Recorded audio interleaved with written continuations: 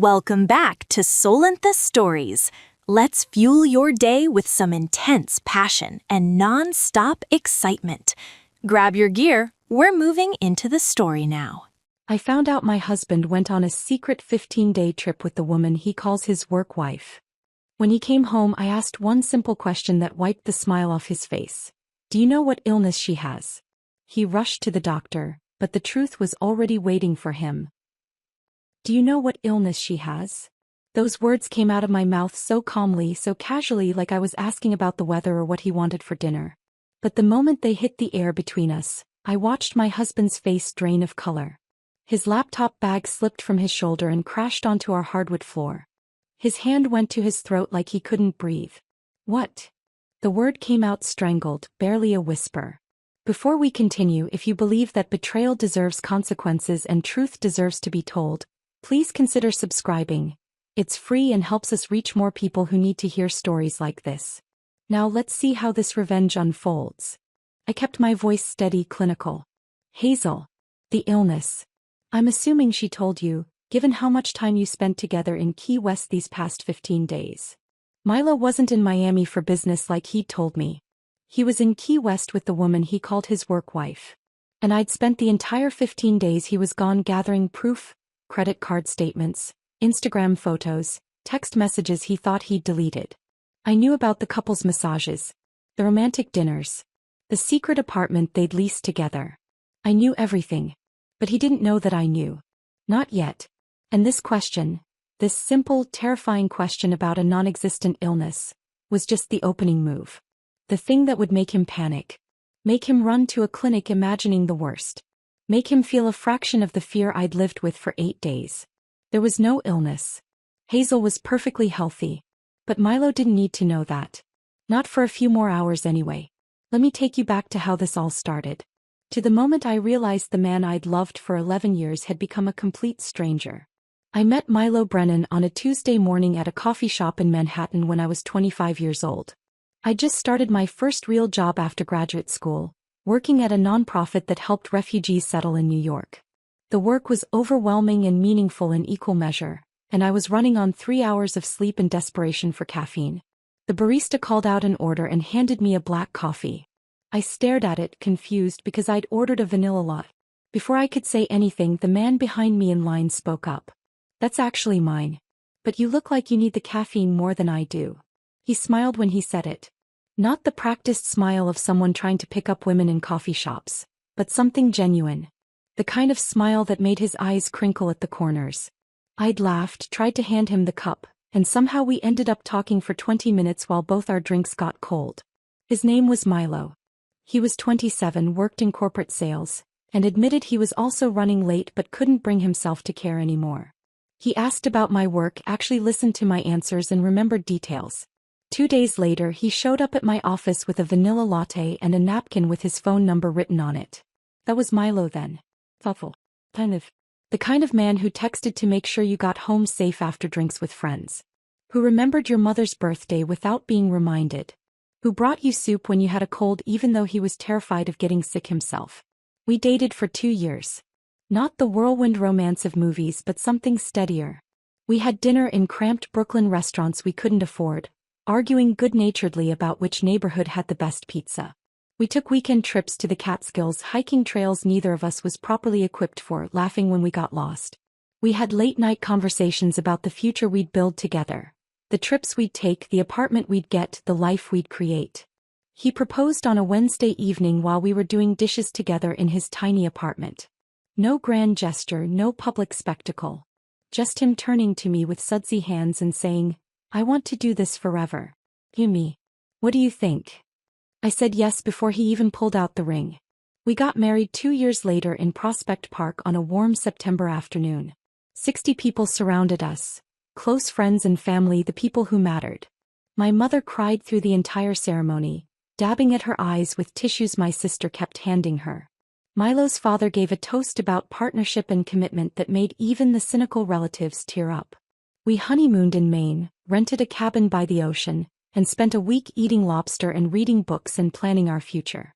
When we came back to reality, we moved into a 1-bedroom apartment in Crown Heights. It wasn't much, cramped kitchen bathroom with questionable plumbing, radiator that clanked all night in winter. But it was ours. We argued about furniture placement. He wanted the couch facing the window for natural light. I wanted it facing the TV. We compromised by angling it diagonally, satisfying neither of us but feeling like a victory for marriage anyway. We adopted a rescue cat from the shelter on Nostrand Avenue. An orange tabby with an attitude problem who hated everyone except Milo. We named her Pepper. I pretended not to be jealous that she'd curl up in his lap but hiss when I tried to pet her. The years that followed were good. Not perfect, nobody's marriage is perfect, but solidly, reliably good. Milo climbed the corporate ladder at his sales job. He'd come home with stories about office politics and difficult clients, and I'd listen while making dinner. I managed community outreach programs at my nonprofit. The pay was terrible but the work mattered. We helped people build new lives in a country that felt foreign and overwhelming. Money was always tight. We split grocery bills down to the dollar. We argued about whether we could afford to order takeout twice in 1 week. But we were building something. A partnership. A life that felt real and earned. We had our traditions. Every anniversary Milo would write me a card. Not just sign his name to something store-bought but actually write. He'd list reasons he loved me, memories from the past year, promises for the next. I kept every single card in a box under our bed.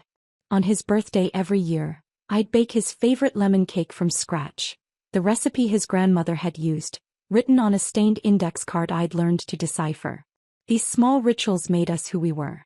Made us feel permanent. We talked about having kids. Not immediately but someday. When we had more space.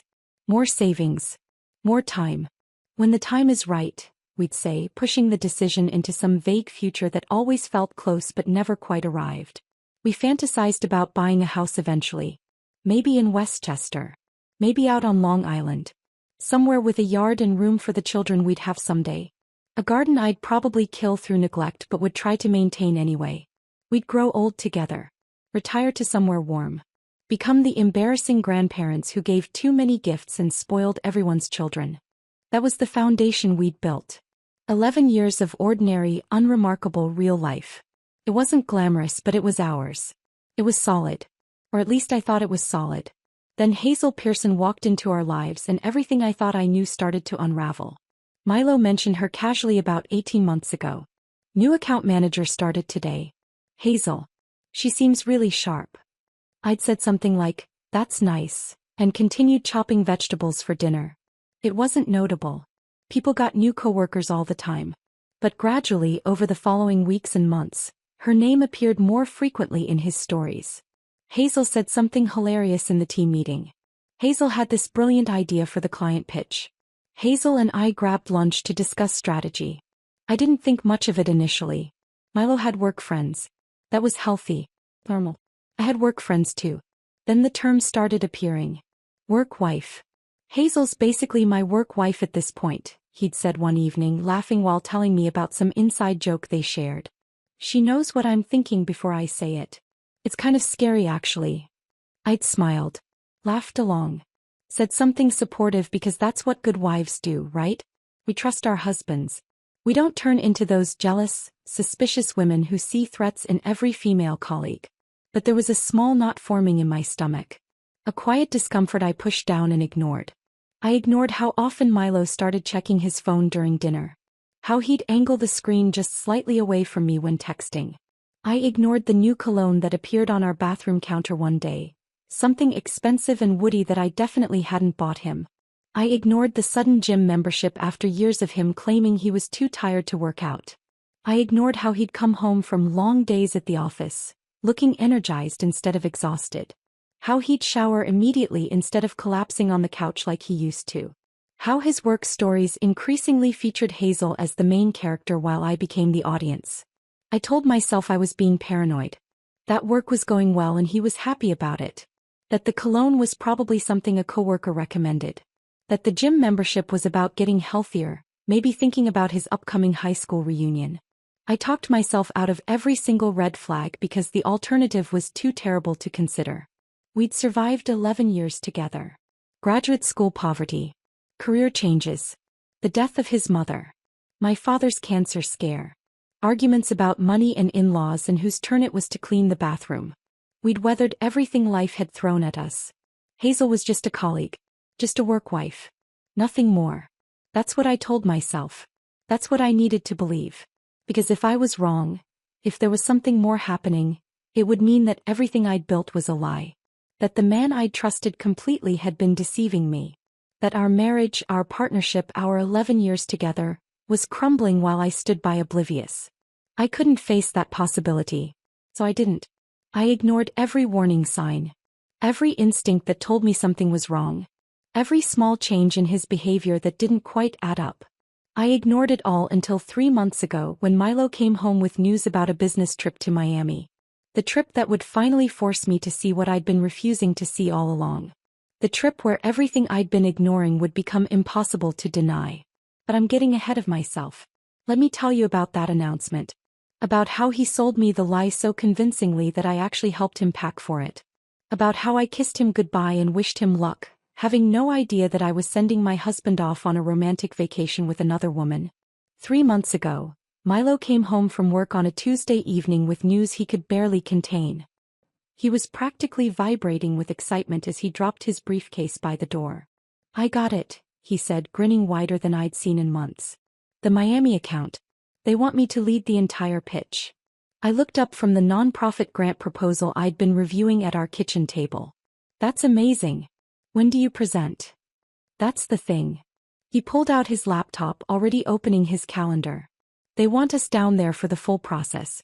Multiple presentation rounds, strategy sessions, relationship building. It's going to be about 2 weeks. 2 weeks. That was longer than his usual 3-day conferences, but this was clearly important to him. His entire face was lit up with the kind of professional pride I hadn't seen in a while. "The client is pretty demanding," he continued, clicking through what looked like a detailed itinerary. "Back-to-back meetings, working dinners every night. It's going to be intense, but this could change everything for my career. VP track Isla. This is VP track material." I got up and hugged him. "I'm so proud of you. You've worked so hard for this." He held me tight, and I remember thinking in that moment how solid we felt. How lucky I was to have a partner whose success I could celebrate. How our life together was exactly what I'd always wanted. "When do you leave?" I asked. "Next Friday. I know it's soon, but they want to move fast." He pulled back, looked at me with what seemed like genuine regret. "I'm going to miss you like crazy." "I'll miss you too. But it's only 2 weeks." I smiled, already thinking about how I'd surprise him when he got back. Maybe plan a nice dinner, open that expensive wine we'd been saving. "Hey, what if I take some time off and come with you? I could explore Miami while you're in meetings. We could have the evenings together." His expression shifted. Just slightly, but I caught it. A flicker of something. Panic? Annoyance. Before the smile returned. "That's sweet, but it wouldn't really work," he said, closing his laptop. "The meetings are going to run late into the evenings. Sometimes until 10 or 11. I'd feel terrible leaving you alone in a hotel room every night. You'd be bored out of your mind." "I wouldn't mind. I could." "Isla." His tone sharpened. "This is work. Important work. I need to focus completely on landing this account. I can't be worried about entertaining you or making sure you're having a good time. This is my career we're talking about." The words stung more than they should have. I felt myself pulling back, felt the familiar guilt of being too needy, too clingy, asking for too much. "You're right," I said quietly.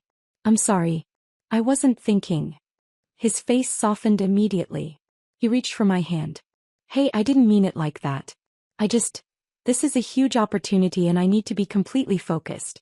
You understand, right?" I nodded. I did understand. Or at least I thought I did. The next 2 weeks before his departure, Milo threw himself into preparation.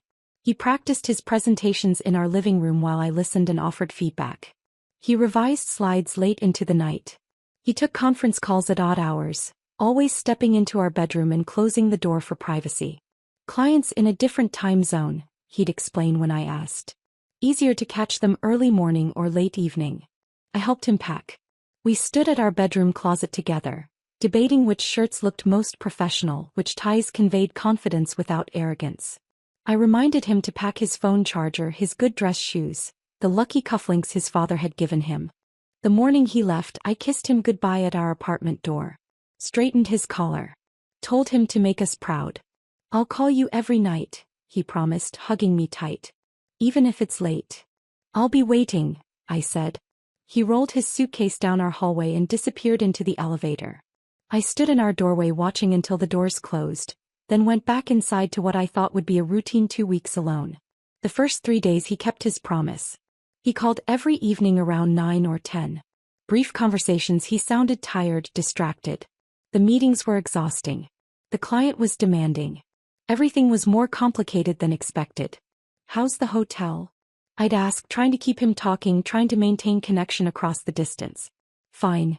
Standard business hotel. Nothing special. His answers were clipped, like he was eager to end the conversation. Listen, I should get to bed. Early meeting tomorrow.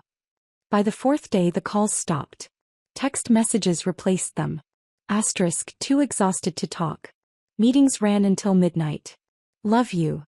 Asterisk, asterisk, client dinner went late. Heading to bed. Talk tomorrow. Something felt wrong. A quiet unease I couldn't name but couldn't shake. I told myself I was being paranoid. He was working hard. Of course he was tired. Of course business trips were exhausting. But that unease grew. On day 5 I did something I'd never done before.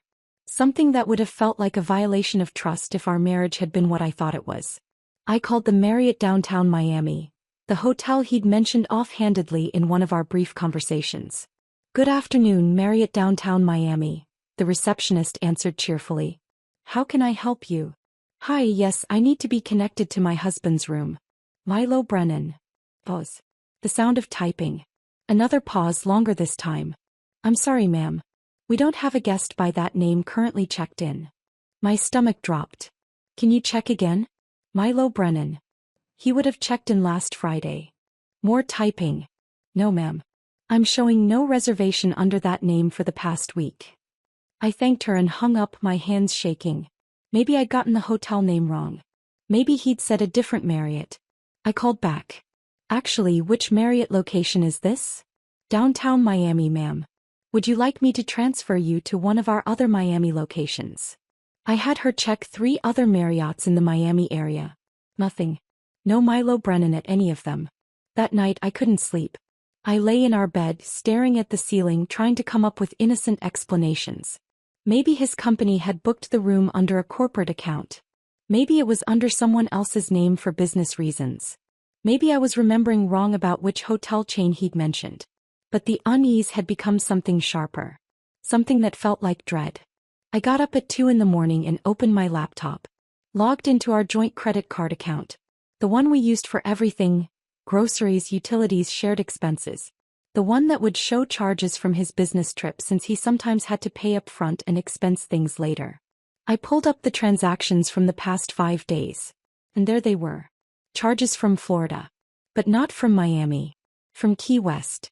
I stared at the screen, reading each transaction 3, 4, 5 times, hoping I was misunderstanding. Hoping there was some explanation that made sense. Louis' backyard. Key West, Florida, $187. Blue Heaven. Key West, Florida, $143. Sunset Water Sports. Key West, Florida, $220. The Marker Resort. Key West, Florida, $480. I clicked on the Marker Resort charge, my hands trembling so badly I could barely control the mouse. The merchant description read, Romance Package, Couples Massage and Champagne. The words blurred. My vision tunneled. I couldn't breathe. My husband wasn't in Miami on a business trip. He was in Key West. He'd lied about where he was going. He'd lied about what he was doing. And he was spending our joint money on romantic couples activities. I knew. Even before I let myself think it consciously, I knew. Hazel. His work wife. The woman whose name had been appearing in his stories with increasing frequency for 18 months. The woman he claimed to have a connection with. The woman he'd been texting at midnight. I sat at our kitchen table in the dark, staring at those credit card charges, and felt something inside me break. Or maybe it was the opposite. Maybe something that had been cracking for months finally shattered completely, and what was left was clarity.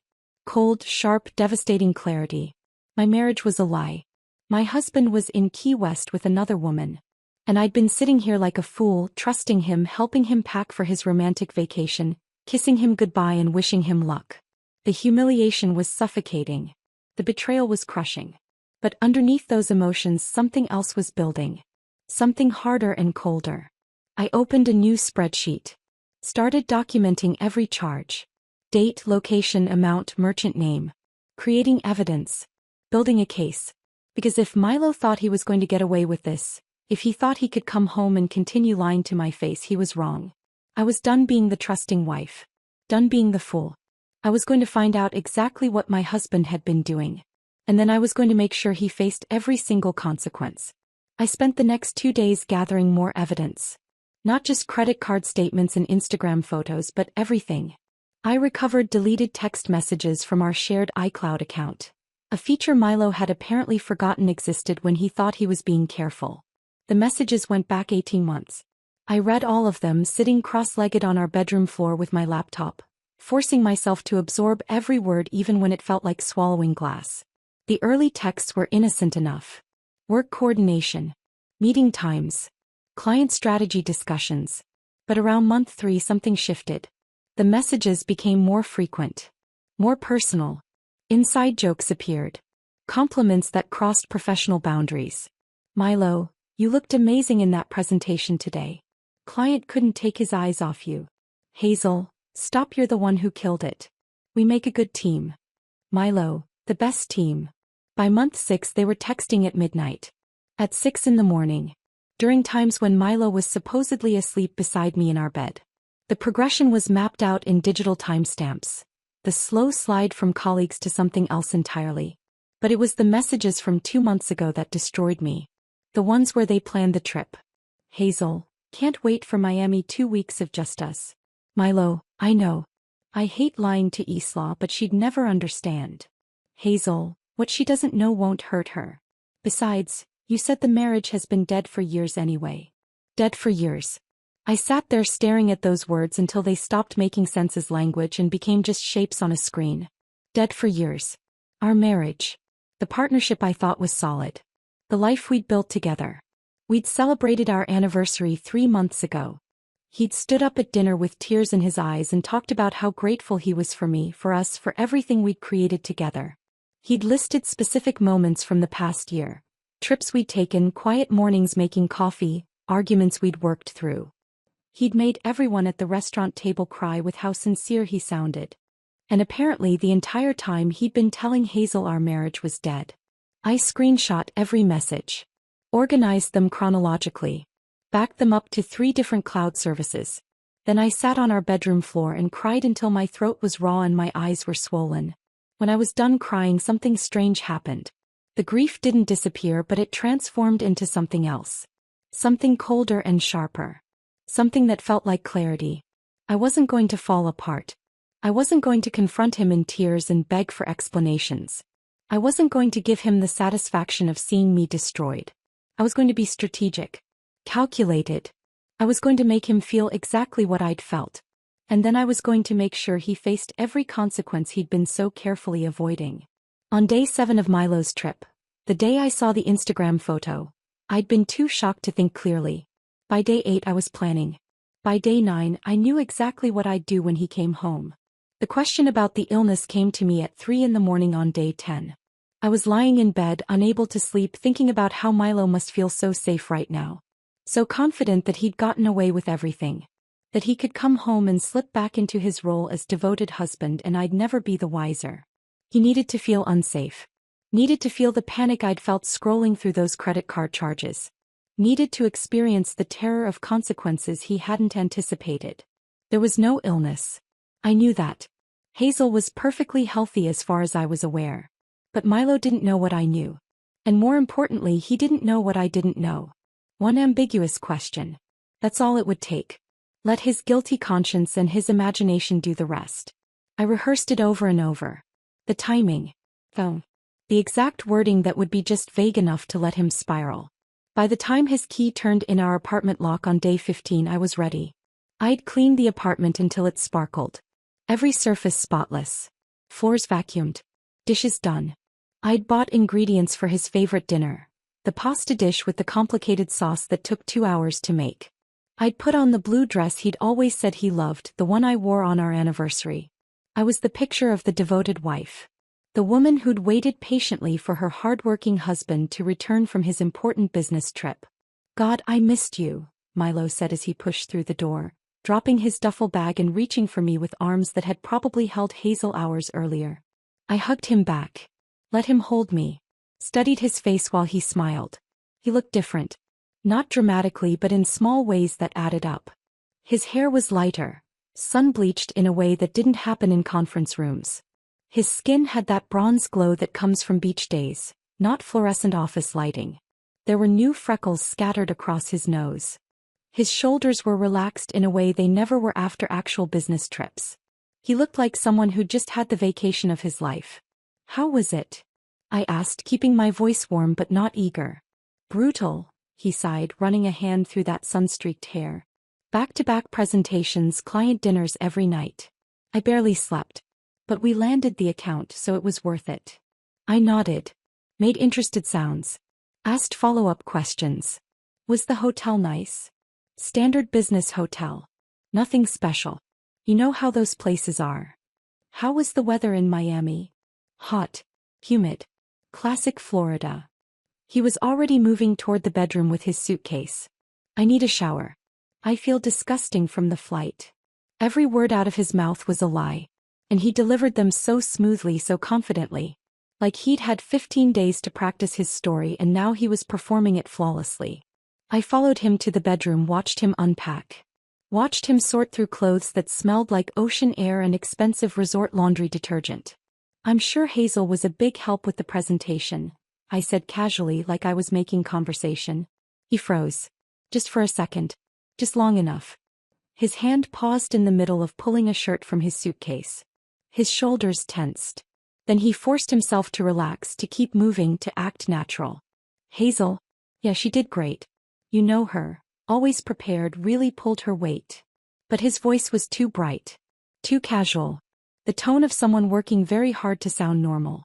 I nodded slowly. "I do know her. That's why I was surprised when I found out." The silence that followed was beautiful. I counted it in my head. 3 seconds of him standing there frozen, trying to figure out what I meant. What I knew. How much danger he was in. Found out what? His voice had changed. The false brightness was gone. Now he sounded wary. "Careful." I didn't answer immediately. Just looked at him. Let the silence stretch. Let his imagination start working. Let him wonder.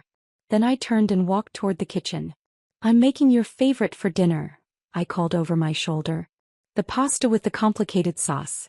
It'll be ready in about an hour." I heard him follow me. Heard him hovering in the doorway, uncertain. His confident homecoming energy had evaporated completely. Now he looked like someone who just realized he might be standing on unstable ground. I pulled out vegetables, a cutting board, a knife. Started prepping dinner with deliberate calm. Let him watch. Let him wonder what I knew. Let his guilt and paranoia do the work for me. "Isla." His voice had an edge now. "What did you find out? What are you talking about?" I turned to face him. Knife in hand. Expression neutral. And then I asked the question that would change everything. "Do you know what illness she has?" The color drained from his face like someone had pulled a plug. His laptop bag, still slung over his shoulder, slipped off and crashed to the floor with a thud that echoed through our small apartment. "What?" The word came out strangled. Barely a whisper. Kept my voice level. Clinical. Like I was discussing the weather. "Hazel. The illness. I'm assuming she told you, given how much time you spent together these past 15 days. I watched it happen in real time. Watched his hand go to his throat. Watched his face cycle through confusion, panic, horror. Watched him start making connections, imagining consequences, spiraling into exactly the fear I wanted him to feel. "Isla, I don't. What are you talking about?" But even as he said it, his other hand was reaching for his phone. Already planning to call Hazel. Already panicking. "It's serious, Milo. The kind of thing that doesn't just go away. The kind of thing that spreads through close contact." I paused. "Let that sink in. You'll want to get tested. Today probably." The clinic on Flatbush is open until 7. I turned back to my vegetables. Started chopping. The knife hit the cutting board in steady rhythmic thuds. Behind me I heard Milo's breathing accelerate. What illness? His voice was rising now, cracking. Isla, what the hell are you saying? What's wrong with Hazel? I didn't turn around. Just kept chopping with meticulous precision. The clinic closes at 7, I repeated calmly. Better hurry. I heard him frantically trying to call Hazel. Once, twice, 3 times. Each call going to voicemail. She's not answering. Pure panic now. Isla, please. Tell me what's going on. What illness? What are you talking about? I set down the knife. Turned to look at him. My husband of 11 years stood in our kitchen, white-faced and trembling, terrified of consequences he'd never considered when he was booking romantic getaways and lying to my face. Part of me felt satisfaction. A larger part felt absolutely nothing. Go get tested, Milo, I said quietly. Then we'll talk. He stared at me for 3 more seconds. Then he grabbed his keys and phone and ran. The door slammed. His footsteps thundered down the stairs. The building entrance crashed open. Then silence. Only then did I let my hands shake. Only then did I grip the counter for support. Only then did I allow myself a small, bitter smile. There was no illness. Hazel was perfectly healthy. But for the next few hours, Milo would sit in a clinic waiting room imagining every worst-case scenario. Feeling the panic and fear and dread I'd lived with for 8 days. It wasn't revenge yet. But it was a start. I stood in the kitchen for a full minute after Milo left, listening to the silence settle around me. Then I walked to the wine rack and pulled out the bottle he'd been saving. A Pinot Noir from some boutique vineyard in Oregon that he'd talked about for months. For a special occasion, he'd said when he brought it home. Something to celebrate. This felt special enough. The cork came out with a satisfying pop. I poured myself a generous glass and carried it to the living room, where I'd hidden my evidence folder under a stack of magazines on the coffee table. I spread everything across our gray sectional like a detective laying out a crime scene. Credit card statements organized by date. Instagram screenshots with timestamps. Text message transcripts I'd printed and highlighted. Hotel receipts. A timeline I'd constructed with color-coded markers. Green for suspicious behavior, yellow for confirmed lies, red for proof of the affair. Looking at it all laid out like this, I could see the complete picture. The affair hadn't started suddenly. It had been building for 18 months, each small choice leading to the next. The progression was mapped out in front of me like a roadmap of betrayal. My phone buzzed. Milo, from what I assumed was the clinic waiting room. What illness? Hazel isn't answering. What illness? I took a sip of wine and didn't respond. Another buzz 30 seconds later. Isla, please. I'm freaking out. What are you talking about? I set my phone face down on the coffee table and took another sip. Let him sit with that uncertainty. Let him imagine worst-case scenarios in that sterile waiting room. Let him feel the sick dread of not knowing, of consequences lurking just out of sight. I'd spent 8 days living with that feeling. He could handle a few hours. I pulled my laptop over and logged into our bank account, something nagging at the back of my mind. There'd been a large withdrawal 3 months ago. $30,000 from our savings. When I'd noticed it at the time and asked, Milo had explained it away smoothly. Investment opportunity through work, he'd said. Short-term thing. We'll get it back with interest in 6 months. Trust me. I trusted him. Of course I had. Why wouldn't I? But now, sitting here surrounded by evidence of his lies, that explanation felt hollow. I started searching our apartment for any paperwork related to that transfer. I found it in the bottom drawer of his desk, buried under old tax returns and expired insurance documents. A manila folder with Williamsburg Apt, written on the tab in his handwriting. Inside was a lease agreement. 2-bedroom apartment on North 6th Street in Williamsburg. Prime location. Probably expensive as hell. Signed by Milo Brennan and Hazel Pearson. Move-in date, December 1st. 3 weeks from now. Security deposit, $6,000. First month's rent, $4,200. Last month's rent, $4,200. That accounted for $14,400 of the missing money. I flipped through more papers. Receipts from West Elm and CB2. They'd already ordered furniture. A gray sectional, not unlike the one I was currently sitting on. A reclaimed wood dining table. A bedroom set in what the receipt described as modern minimalist style. There were paint swatches stapled to one of the papers. Pale blue for the living room. Sage green for the bedroom. Someone, probably Hazel based on the handwriting, had written notes in the margins. This one, calming and sophisticated. They hadn't just been having an affair. They'd been building a home together. Choosing furniture. Picking out paint colors. Planning a life. The lease was for 2 years with an option to renew. 2 years. They'd committed to 2 years together. This wasn't a fling. This wasn't a mistake. This was a calculated exit strategy from our marriage and a planned entrance into a new life with her. I took photos of every page with shaking hands. Added them to my evidence folder. Backed everything up to the cloud. Then I poured another glass of wine because the first one wasn't doing its job anymore. My phone buzzed again. 3 times in rapid succession. They're running tests now. Full panel. This is insane. Why won't you answer me? Hazel still isn't picking up. What is going on? I ignored all of it and opened my laptop again. If Milo had hidden a lease agreement, what else was buried in our shared computer that I'd never thought to look for? I found his messages app still synced to the desktop. I'd already read his texts with Hazel, but I hadn't checked his conversations with anyone else. I started with his brother Ryan. Ryan had been at our apartment for dinner 2 weeks ago. He'd brought wine and told funny stories about his new job. He'd hugged me goodbye and told me to take care of myself. He'd seemed genuinely warm and kind. But scrolling through his messages with Milo, I found something different. From 3 months ago, right around when Milo signed that lease. Ryan, are you seriously doing this?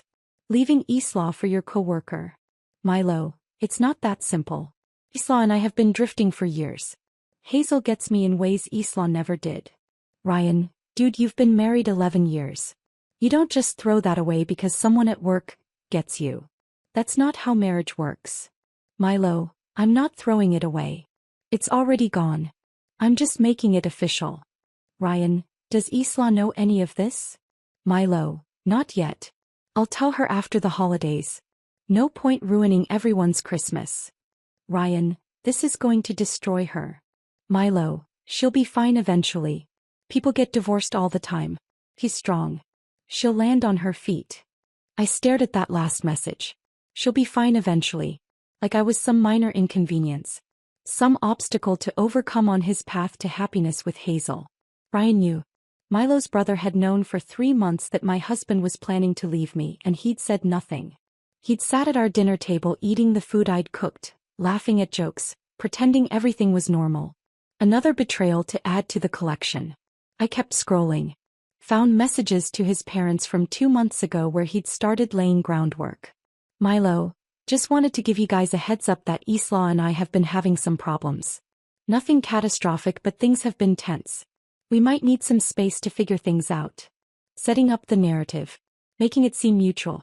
Making it seem like our marriage had been failing gradually rather than being actively destroyed by his choices. I found messages to his coworkers in a group chat. Coworker, you and Hazel seem pretty close lately. Anything we should know about? Milo, we're just friends. Work friends. She's good at what she does and we collaborate well. Different lies for different audiences. To Ryan, he admitted the affair but framed himself as the victim of a dead marriage. To his parents, he suggested we were both struggling. To his coworkers, he denied everything. To Hazel, he'd said our marriage had been dead for years. The sheer complexity of maintaining all these separate stories was staggering. He must have been exhausted keeping track of what he'd told whom. My phone rang this time instead of buzzing with a text. Milo calling. I let it go to voicemail. It rang again 30 seconds later. Voicemail again. Then a text, please pick up. They're asking me questions I don't know how to answer. What am I supposed to tell them? I took another sip of wine and went back to my laptop. There was one more thing I needed to check. One more timeline I needed to verify. I pulled up Hazel's texts with Milo again, but this time I searched for a specific date. The day I'd miscarried. The day I'd called him 17 times and gotten 2 irritated responses. I found the messages easily. Hazel, 11:23 a.m., the exact time I'd been sitting in the ER waiting room, Can't believe we still have 5 more days here. This has been perfect. Milo, 11:31 a.m. I know. I never want it to end. Real life is going to suck when we get back. Hazel, 11:45 a.m. We don't have to go back to real life. We could make this our real life. The apartment. Actually being together instead of hiding. Milo, 11:52 a.m. soon. After the holidays. I promise. Just a couple more months and we can stop pretending. Hazel, 12:03 p.m. I love you. Milo, 12:07 p.m. I love you too. That entire exchange had happened while I was bleeding through my clothes in a hospital waiting room. While I was cramping and terrified and desperately trying to reach him. While I was losing our baby alone. He'd been texting his mistress about their perfect vacation and their future together and how much he loved her. I'd called him at 12:15 p.m. He'd answered annoyed. Isla, I'm in the middle of something. Can this wait? It couldn't wait. But I hadn't told him that. Hadn't wanted to burden him during his important business trip. Had still been trying to be the supportive wife. The full weight of it hit me then. Not just the affair. Not just the lies. But the timing. The specific cruelty of him planning his exit from our marriage while I was losing the baby we'd made together. I'd spent the last 8 days wondering if maybe I could forgive him. If maybe we could work through this. If maybe the affair was a symptom of problems in our marriage that we could address. But looking at these messages, looking at the timeline of his betrayal layered over the timeline of my loss, I knew there was nothing left to salvage. Milo hadn't made a mistake. He'd made hundreds of choices, each one deliberate, each one moving him further away from me and closer to her. And he'd done it all while I was being faithful, trusting, devoted. I'd been a fool. But I was done being a fool. My phone buzzed again. Leaving clinic now. We need to talk. I set down my wine glass. Closed my laptop. Gathered the evidence scattered across the couch and organized it back into my folder. When Milo came home this time, I wouldn't be asking cryptic questions. I'd be showing him exactly what I knew. And then I'd watch him try to explain his way out of the truth. For hours after he'd fled to the clinic, I heard Milo's key in the lock again. This time there was no confident energy. No easy smile. The door opened slowly, cautiously, like he wasn't sure what he'd find on the other side. He looked terrible. His face was pale, almost gray. His eyes were red-rimmed and hollow. His shirt was wrinkled like he'd been gripping it in his fists. He stood in the doorway without entering, like he was afraid to cross the threshold. There's nothing wrong with me, he said, his voice flat. They ran every test. Blood work, full STD panel, everything. I'm negative. For everything. I was still on the couch where I'd spent the past 4 hours, wine glass in hand, evidence folder beside me. I'd turned off most of the lights, leaving only the single lamp by the window. The dim lighting made the space feel smaller, more oppressive. More like an interrogation room than a home. That's good news, I said, taking a slow sip of wine. Is it?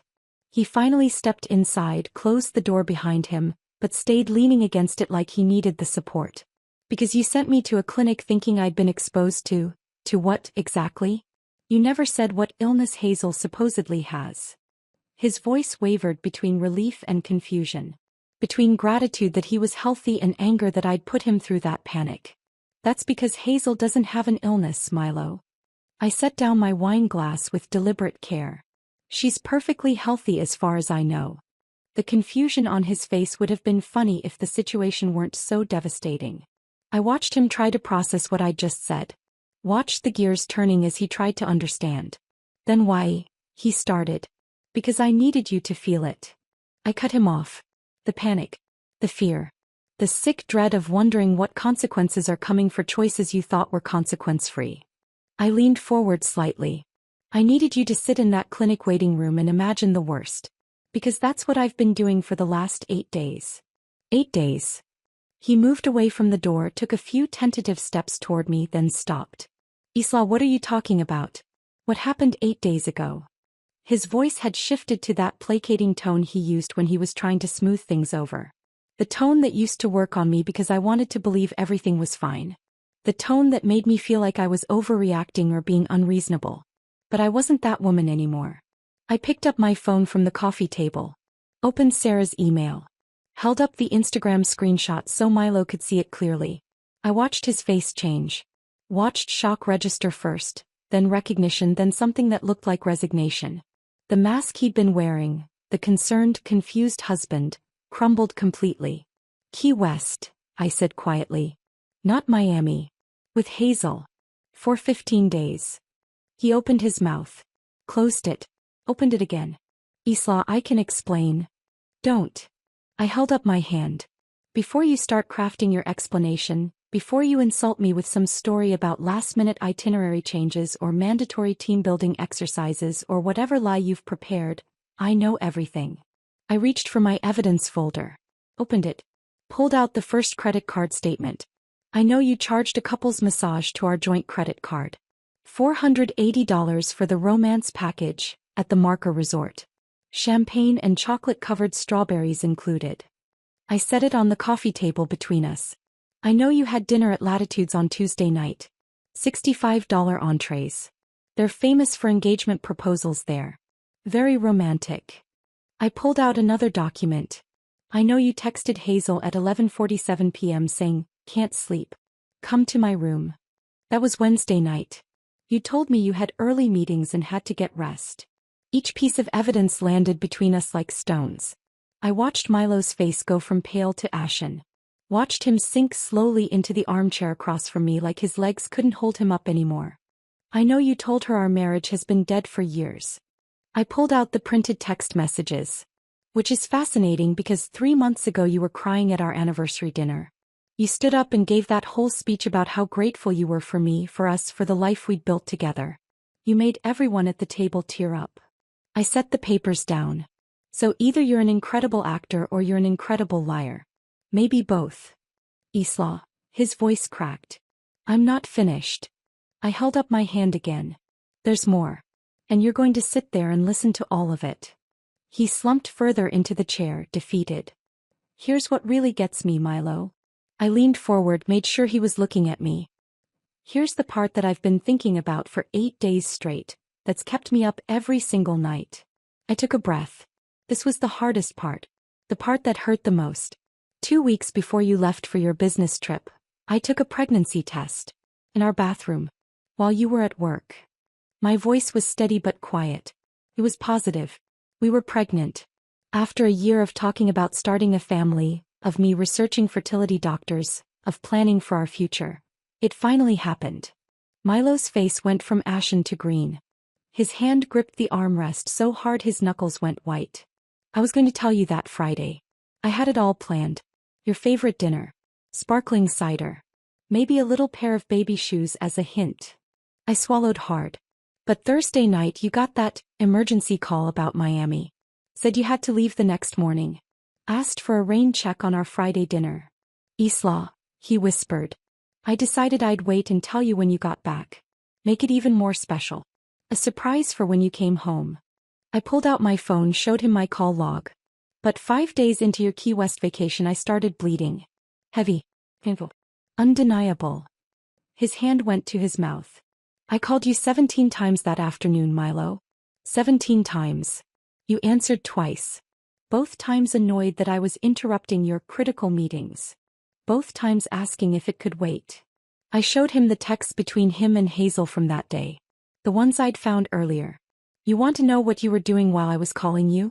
While I was bleeding and terrified and needed you. I read them aloud. Can't believe we still have 5 more days here.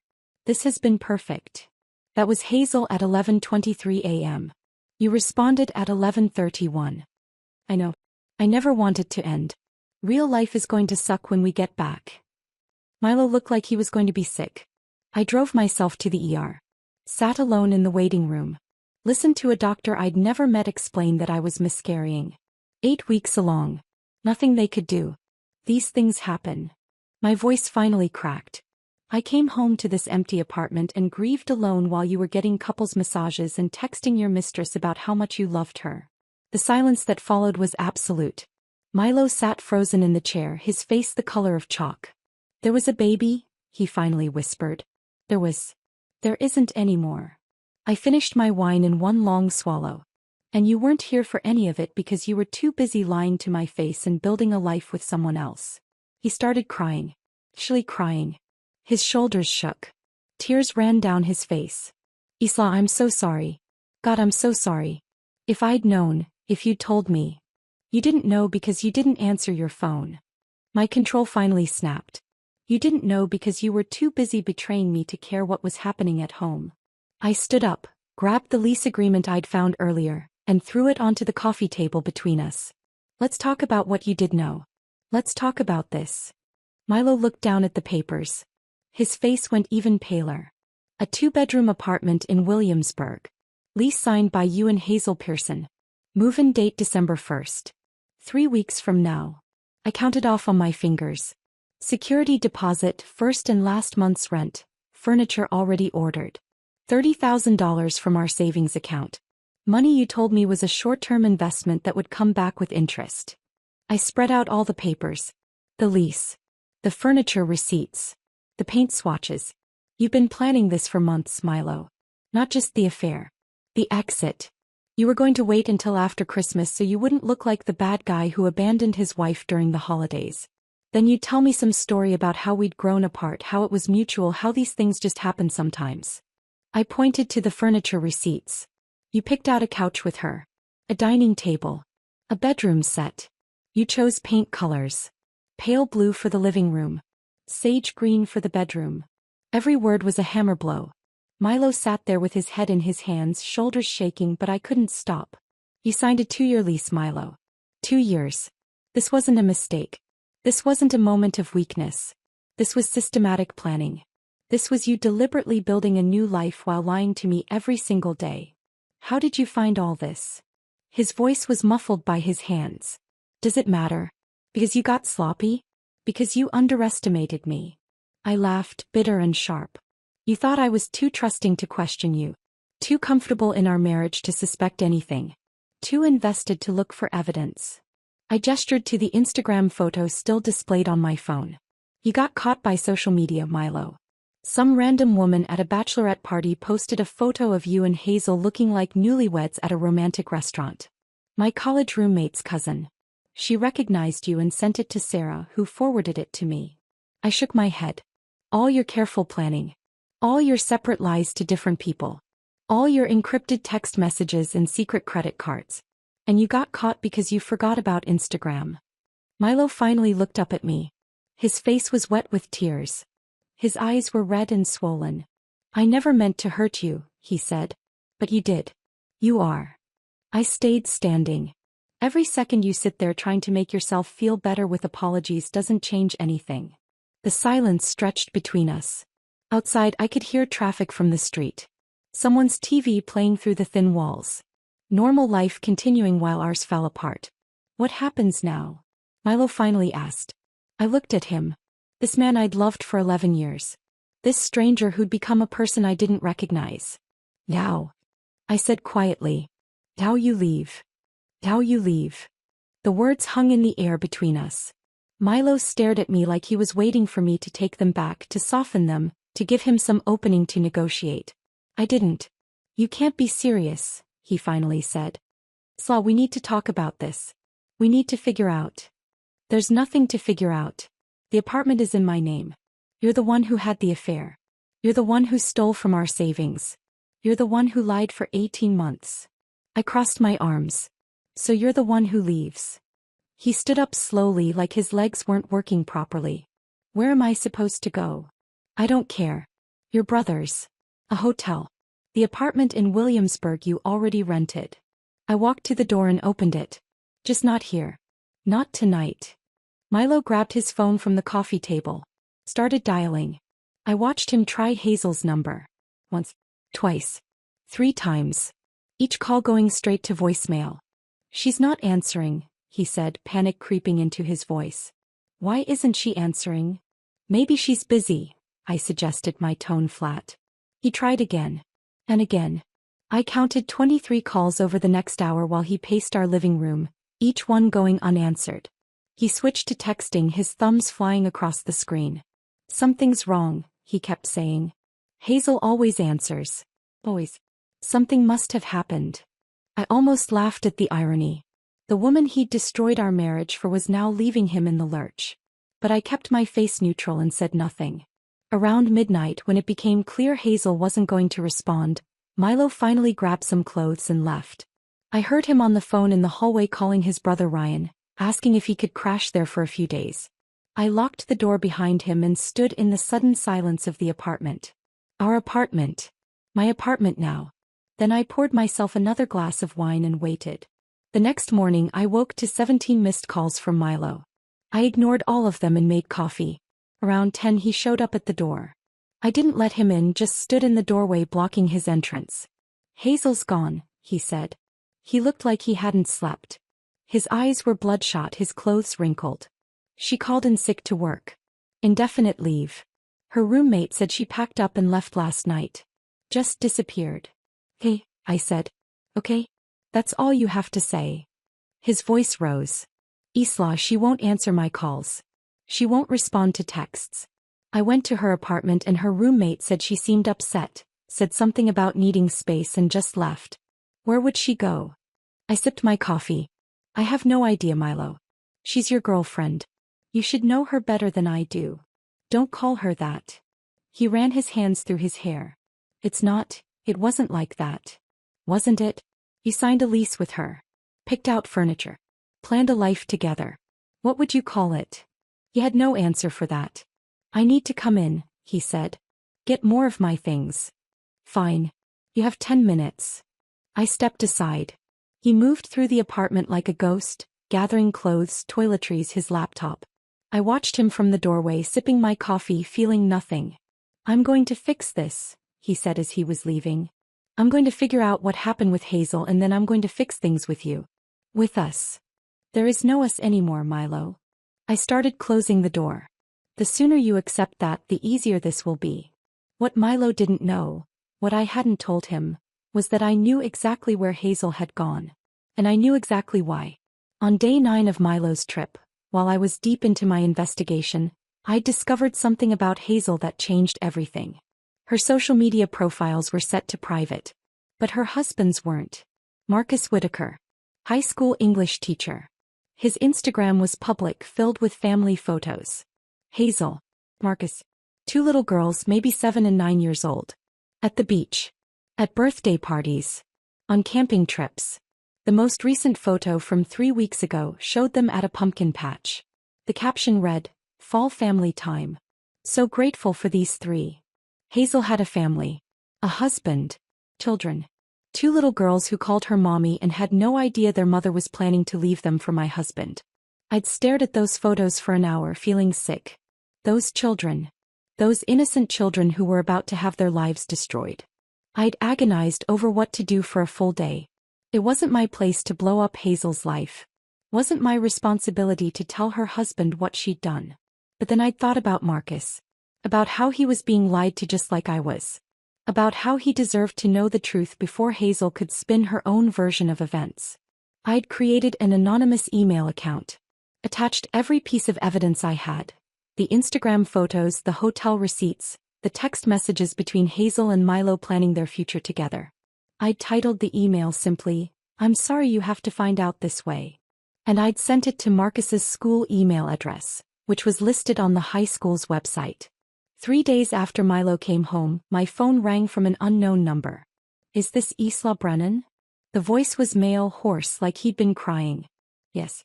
"Who's this?" "Marcus Whitaker. Hazel's husband." He paused. "I think we need to talk. About our spouses." We met at a small coffee shop in Brooklyn the next afternoon. I recognized him immediately from his Instagram photos, though he looked older now. Tired. His eyes were kind but sad. "Thank you for meeting me," he said as we sat down with our coffees. "I know this must be strange. No stranger than anything else that's happened this week." He pulled out his phone. "Did you send me that email? The anonymous one?" I hesitated, then nodded. "I'm sorry. I know it wasn't my place, but..." "Don't apologize." He set his phone on the table between us. "I needed to know. I deserved to know." He looked at me. "How long have you known about them?" 8 days. "You?" 4. He rubbed his face. "Hazel told me she was going to Florida for a girls' trip. Old college friends. Said they'd been planning it for months. She sent me photos every day. Beaches, restaurants, telling me she missed me and the girls. Milo told me it was a work trip to Miami. Critical client pitch. Sent me photos of conference rooms. Marcus shook his head. They coordinated everything. The timing, the lies. She even used old photos of our daughters and posted them as Instagram stories so I'd think everything was normal. I showed him my credit card statements. They charged everything to our joint accounts. $480 for a couple's massage. Romantic dinners every night. I found their lease, Marcus said quietly. For the apartment in Williamsburg. She told me she'd withdrawn $15,000 from our savings for a teaching certification program. It was her half of their secret love nest. His voice cracked. My daughter's college fund. She stole from her own children. We sat in silence for a moment. How old are your girls? I asked. 7 and 9. Mira and Sophie. He showed me a photo on his phone. 2 beautiful little girls with gap-toothed smiles. They don't know yet. I haven't told them. How do you explain that mommy chose someone else's husband over her own family? My throat tightened. I'm so sorry, Marcus. I keep thinking about what I missed, he said. The signs. She started dressing differently about 6 months ago. Bought new clothes. Went to the gym more. Was on her phone constantly. And I actually thought she was just feeling good about herself. Being healthy. I never imagined. I did the same thing, I admitted. Milo started wearing cologne I didn't buy. Suddenly cared about his appearance. Came home from long work days energized instead of exhausted. And I told myself I was being paranoid. That I was being a jealous, suspicious wife for even wondering. We trusted them, Marcus said simply. That's not a flaw. That's what you're supposed to do in a marriage. We ordered more coffee. Then lunch. The conversation stretched from 1 hour to 3. 2 strangers bonded by the same betrayal, comparing notes, sharing evidence, finding comfort in not being alone. I filed for divorce yesterday, Marcus said as we were finishing our second round of coffee. My lawyer said I have a strong case. The affair, the financial deception, the abandonment of our children. I'm meeting with a lawyer next week, I said. I have all the evidence documented. Credit cards, text messages, the lease agreement. Everything. Marcus was quiet for a moment. Then he looked at me. What if we filed on the same day? A solidarity thing. Show them that their victims aren't just rolling over. The idea appealed to me. I like that. A united front. We exchanged lawyer information. Shared our evidence files. Made plans to stay in touch through the process. As we stood outside the coffee shop preparing to leave, Marcus said, "Thank you for sending that email. For giving me the truth. My daughters deserve better than a mother who lies to them. And I deserve better than a wife who steals from us to build a life with someone else." I hugged him. This stranger who somehow understood me better than anyone else right now. We're going to be okay, I said. The words felt more real this time. Eventually, he agreed. He squeezed my hand. Take care of yourself, Isla. I watched him walk away, disappearing into the Brooklyn afternoon. Then I stood there for a moment, breathing in the cold November air, feeling something shift inside me. I'd spent the past week focused on Milo's betrayal. On my own pain and anger. But talking to Marcus, seeing the collateral damage, those 2 little girls who were about to have their world shattered, made it all feel more real. More consequential. This wasn't just about me and Milo anymore. It was about Hazel's children. About Marcus. About all the people affected by 2 selfish people who'd thought only about what they wanted. My phone buzzed. Milo again. Please, can we talk? I need to understand what happened. Where did Hazel go? I looked at the message for a long moment. Then I typed back. Ask her husband. I sent that text to Milo. Ask her husband. And watched the 3 dots appear immediately. Disappear. Appear again. Then nothing. 10 minutes later my phone rang. I let it go to voicemail. Then it rang again. And again. Finally a text. What husband? What are you talking about? I didn't respond. Let him figure it out. Let him realize that Hazel had been lying to him just as much as he'd been lying to me. The next morning I had an appointment I'd made a week ago. One I hadn't told Milo about. Victoria Nash's office was in downtown Brooklyn. All glass and steel and expensive minimalism. She came highly recommended. A divorce attorney with a reputation for being ruthless when she needed to be and strategic always. I walked in with my evidence folder now expanded to over 60 pages. Every credit card statement. Every text message. Every receipt. The lease agreement. The Instagram photos. Marcus's contact information in case we needed him to testify. Victoria's assistant led me to a conference room. Floor-to-ceiling windows overlooked the Brooklyn Bridge. The furniture was sleek and modern. Everything about the space said, "I win." Victoria walked in 5 minutes later. Mid-40s, impeccably dressed, with the kind of confident presence that made you trust her immediately. "Isla Brennan?" She extended her hand. "Victoria Nash. Thank you for coming in." We sat across from each other at the conference table. I slid my folder toward her. "I need a divorce," I said. "And I need to make sure my husband faces every consequence for what he's done." Victoria opened the folder. Started reading. I watched her face remain professionally neutral as she went through page after page of evidence. When she finally looked up, she smiled. Not a warm smile. The smile of a predator who just spotted prey. "This is a divorce attorney's dream case," she said. "Documented affair spanning 18 months. Misappropriation of marital funds. Secret apartment lease signed without your knowledge. Abandonment during a medical emergency." She tapped the folder. "The judge is going to absolutely crucify him."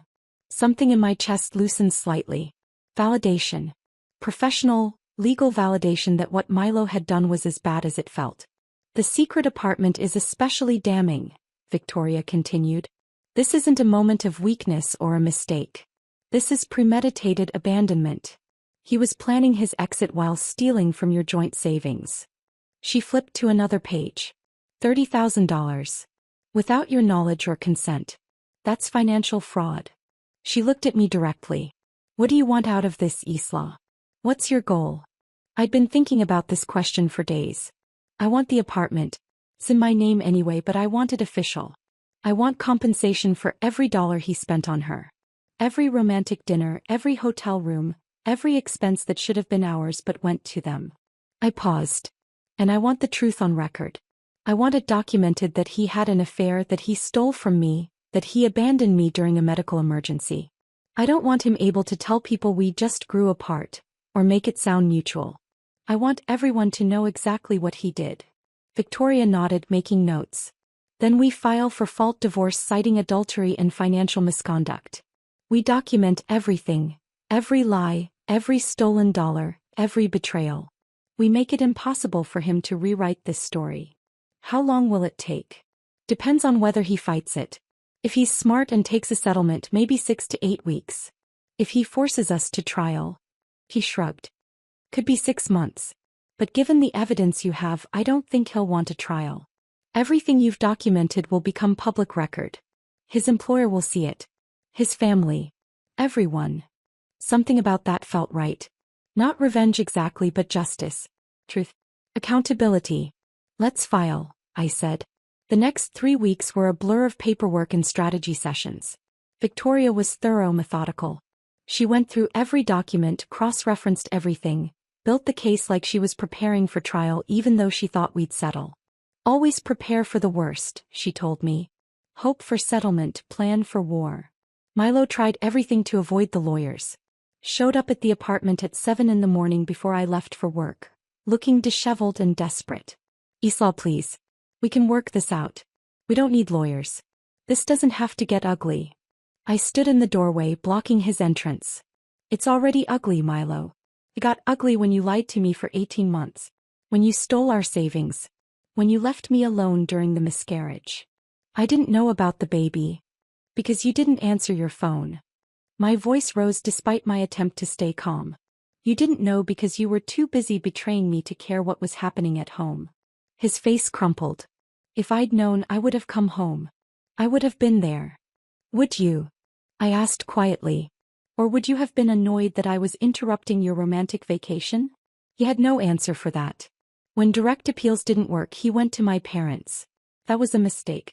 My father called me that evening, his voice tight with controlled fury. "Your mother and I just had a very interesting visit from Milo." "I can imagine." "He stood in our living room and tried to blame you for his affair. Said you'd grown distant. Said the marriage had problems. Said you weren't giving him what he needed." My father paused. I told him to get out of our house. Dad. No, Isla. I've known that boy for 11 years. I welcomed him into our family. I trusted him with my daughter. And he sat in my living room and tried to make you responsible for his choices. His voice cracked slightly. Your mother and I support you 100%. Whatever you need, money, somewhere to stay, anything, you tell us. My mother got on the phone. When this is over, sweetheart, we're taking you on a trip. Somewhere beautiful. Somewhere Milo has never been. Somewhere you can start fresh. After they hung up, I sat in my apartment and cried. Not from sadness but from gratitude. From the relief of being believed, being supported, not having to defend or explain or justify. 3 weeks after I'd first met with Victoria, she filed the divorce petition. The terms were brutal but fair. I kept the apartment. 70% of all marital assets. Full reimbursement for the $47,000 Milo had spent on Hazel over 18 months. Every dinner, every hotel, every couple's massage, all documented. A statement acknowledging his adultery and financial misconduct. And Milo would pay all legal fees, both his lawyer's and mine. When his lawyer delivered the terms, Milo called me within the hour. 70%? His voice was high, strained. That's insane. No judge would ever award you that much. I'd been expecting this call. Had rehearsed my response. Actually, Victoria thinks a judge would award me more. Once they hear about the financial fraud, the secret apartment, the abandonment during a medical emergency. 70% is generous. This is vindictive. You're trying to punish me. I'm trying to be compensated for what you took from our marriage. If you'd rather go to trial and have all of this become public record, including testimony from Hazel's husband about how your affair destroyed his family and hurt his 2 young daughters, we can do that. Your choice. Silence. Long and heavy. Hazel's husband knows? His voice was barely a whisper. Marcus knows everything. We've compared notes. He's willing to testify about the impact on his children if this goes to trial. More silence. You contacted him. It wasn't a question. You told him. I gave him the same truth I got. The same evidence. He deserved to know what his wife was doing. You destroyed everything, Milo said, his voice hollow. You systematically destroyed both our lives. I documented what you destroyed, I corrected. There's a difference. You made the choices. You had the affair. You stole the money. You signed the lease. I just made sure everyone knew the truth. He hung up without responding. 6 weeks later, we reached a settlement. Milo's lawyer had advised him that going to trial would likely result in worse terms. That a judge who heard about the miscarriage abandonment and saw all the documented financial fraud would not be sympathetic. Milo agreed to everything. 70-30 split. Full reimbursement. Acknowledgement of fault. Payment of all legal fees. The signing happened in Victoria's conference room on a gray January morning. Milo arrived looking like he'd aged a decade. Hollow-eyed. Thinner. Defeated. We sat across from each other while lawyers shuffled papers. Neither of us spoke. The only sounds were pages turning and pens scratching. When it was time to sign, Milo hesitated, his pen hovering over the paper. I really did love you, Isla. His voice was quiet. I know you don't believe that. But I did. I got lost. I made terrible choices. I'm sorry.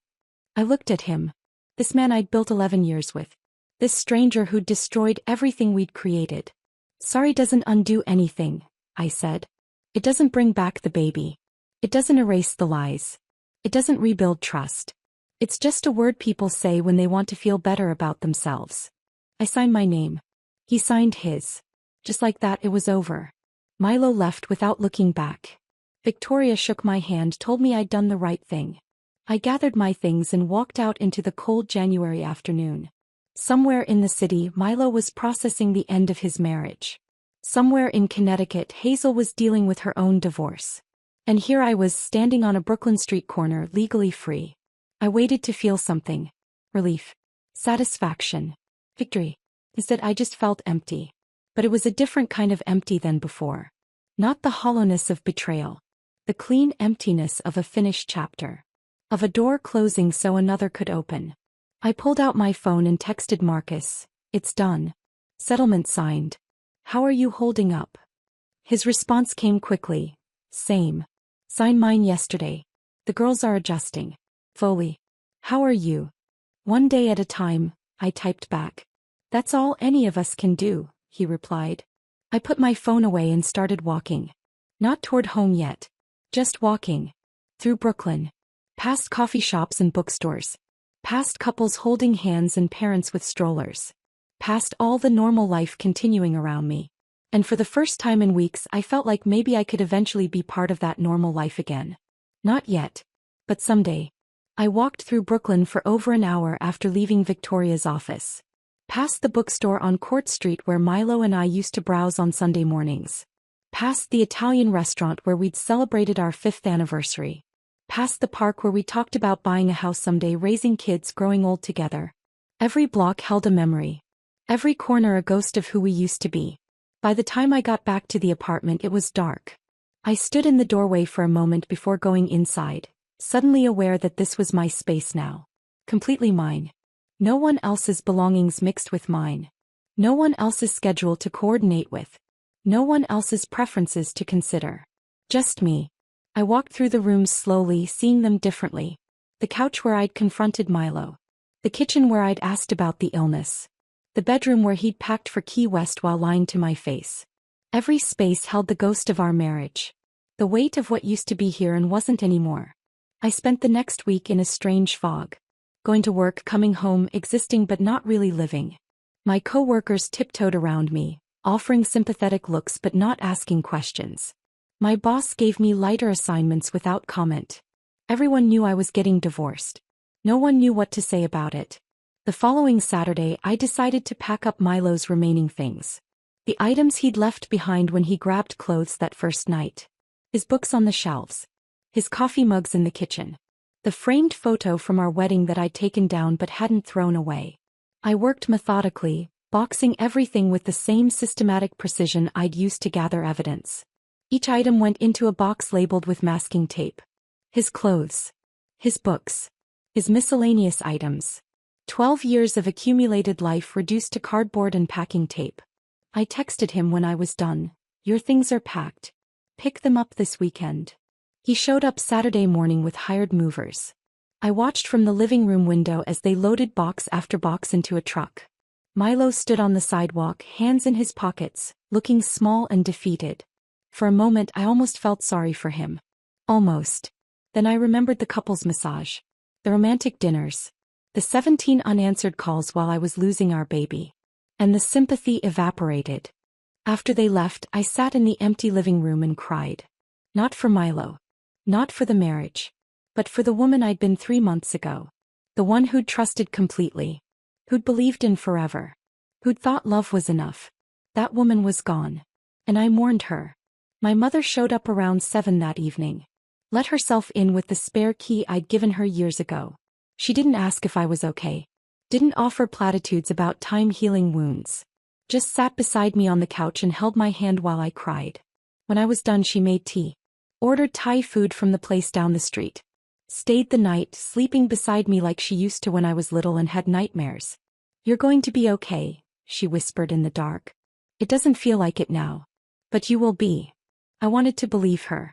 2 weeks after the divorce was finalized, Sarah came down from Boston for the weekend.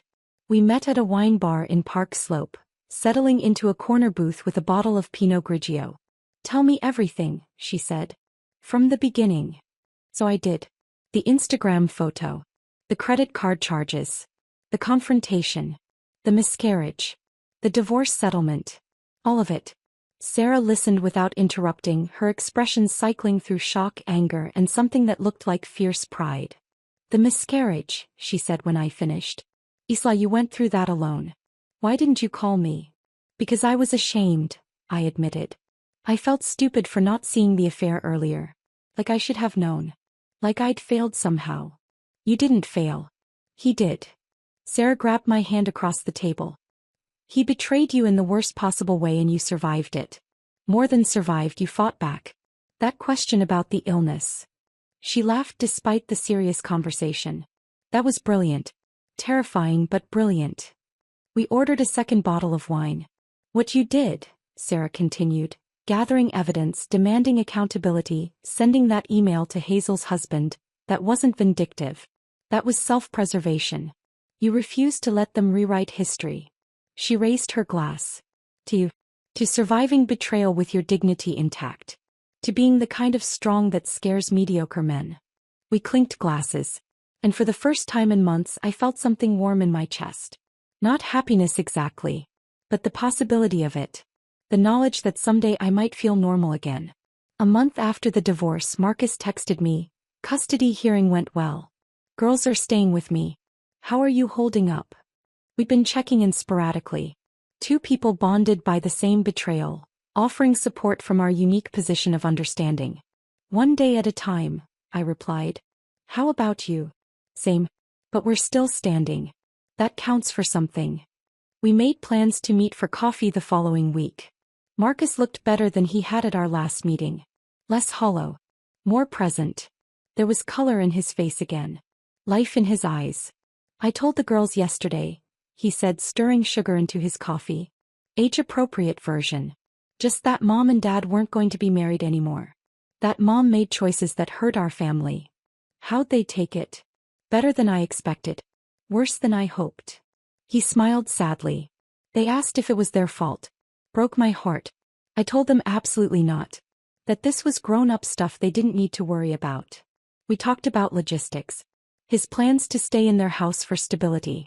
My consideration of moving to a different neighborhood. The practical details of rebuilding. Have you heard from Milo? Marcus asked. Once. An email apologizing. I didn't respond. Hazel sent me 3 handwritten letters. Explaining her journey. How she found herself. He made air quotes. I burned them. I laughed. Actual laughter. Felt foreign but good. We're going to be okay, Marcus said as we were leaving. It doesn't feel like it most days. But I think we will be. Eventually, I agreed. On a cold February evening, I stood at my living room window looking out at Brooklyn. The city stretched before me, millions of lights and millions of windows. Each one a life. A story. Some probably like mine. Ending, rebuilding, surviving. Others just beginning. The apartment felt different now. I'd rearranged furniture. Painted the bedroom a soft gray. Bought new curtains. Small changes that made the space feel more mine and less ours. My phone buzzed. A text from an unknown number. Hi Isla. This is James from your building. We've crossed paths a few times in the lobby. Anyway, some neighbors are getting drinks tomorrow night if you'd like to join. No pressure. Just thought you might want to get out. James. For C. The guy with the kind smile who always held the elevator. Who'd asked how I was doing during the worst of the divorce. Who seemed genuinely nice without any agenda. A drink with neighbors. Normal people doing normal things. It felt terrifying and exciting in equal measure. Maybe, I typed back. Can I let you know tomorrow? Of course. Hope you come. I set down my phone and looked back at the window. At my reflection in the glass. At the woman looking back at me. She looked older. Tired. But also stronger somehow. Like she'd been through fire and come out the other side changed but intact. I wasn't healed. Wasn't whole.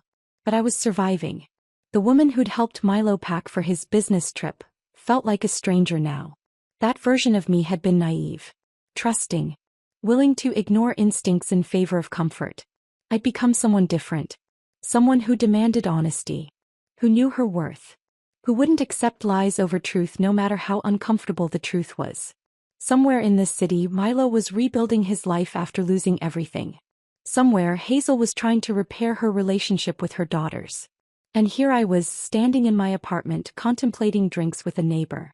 Taking the first small step toward something new. I wasn't ready to trust again. Wasn't ready to open myself up to the vulnerability that relationships required. Maybe I wouldn't be for a long time. But maybe that was okay. Maybe healing didn't mean rushing into the next thing. Maybe it meant learning to be alone without being lonely. Learning to be enough on my own. I turned from the window and looked around my apartment. My space. My life. My future that was uncertain but entirely mine. Tomorrow maybe I'd go get those drinks. Maybe I wouldn't. But the point was that it was my choice. My decision. My life to build however I wanted. I made dinner. Called my mother to chat about nothing important. Watched a movie I'd been meaning to see. Normal things. Small things. The building blocks of a life being rebuilt one day at a time. Outside, February wind rattled the windows. Inside, I sat in my space, warm and safe and quiet. And for the first time in 3 months, that quiet didn't feel lonely. It felt like peace. Not complete peace. Not the kind where everything was resolved and healed. But the beginning of it. The first small stirring of something that might eventually become okay. I got ready for bed, brushed my teeth, changed into pajamas. Ordinary rituals that felt significant somehow in their normalcy.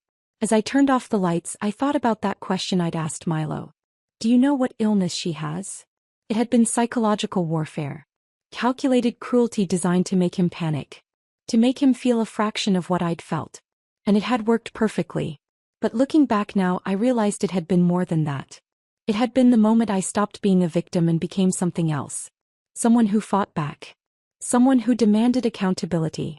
Someone who survived. I climbed into bed and pulled the covers up. Outside, Brooklyn continued its endless motion. Inside, I lay in the darkness and let myself feel the weight of everything that had happened. The betrayal. The grief. The anger. The revenge. The settlement. The ending. And underneath it all, quiet but growing, the possibility of a new beginning. I wasn't there yet. But I would be. Eventually. And that, I told myself as I drifted toward sleep, had to be worth something. It had to be.